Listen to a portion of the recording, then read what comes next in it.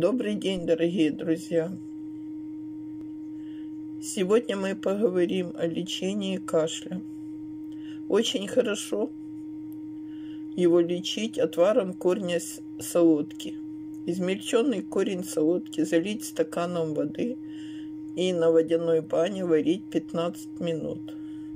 Процедить отвар после того, как он остынет, и принимать по 2 столовые ложки 4 раза в день после еды. Но есть и противопоказания.